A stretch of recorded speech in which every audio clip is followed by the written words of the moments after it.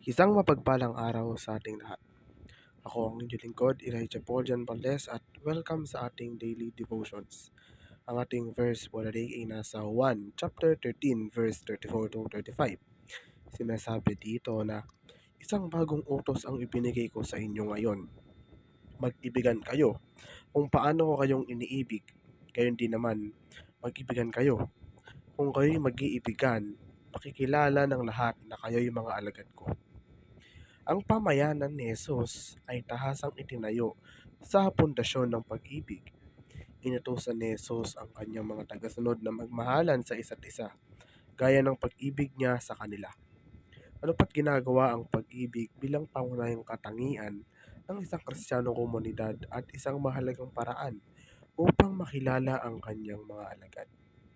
Pagdating sa buhay na matagumpay, hindi natin ito magagawa sa ating sarili. Sa kabutihang palad, hindi ito nakasalalay sa atin. Ang ating tagumpay ay wala sa ating sarili o sa anumang bagay na magagawa natin sa ating sarili. Ito ay dumarating sa pamamagitan ni Jesus dahil siya ang makakatalo sa kamatayan, kasalanan, karamdaman, at kadiliman. Ang buhay na matagumpay ay nagsisimula at nagtatapos kay Jesus. Walang tagumpay kung wala si Jesus. Dahil sa pamamagitan ni Kristo at sa kanyang sakripisyo, binibigyan niya tayo ng kapangyarihan at lakas upang madaig ang anumang sinusubukang talunin tayo. Ang ibig sabihin ng pagpili ng pinakamahirap na landas na pag-ibig ay sadyang piliin ang pinakamahirap na opsyon sa isang sitwasyon. Kahit na nangangahulugan ito ng pagharap sa mga paghihirap at komplikado.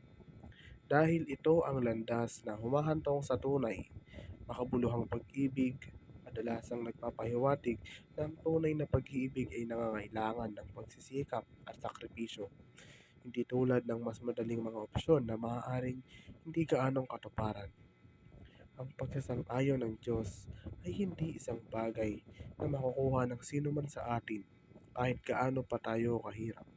Sa halip, ang pagsang-ayon ng Diyos ay isang libreng regalo na ibinibigay sa sinumang nakakakita, nakakaunawa at nakakakilala na sa pagtanggap lamang sa sakripisyo ni Kristo para sa ating mga kasalanan, tayo ay nagiging matuwid sa harap ng Diyos.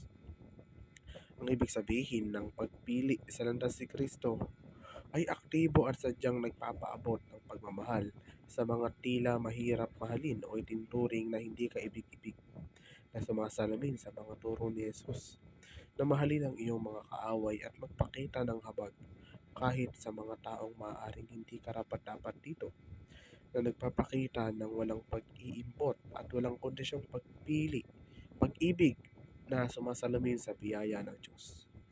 Muli, ako ang inyong lingkod, Elijah Paul Jan Valdez, at dito na nagtatapos ang aking daily devotions.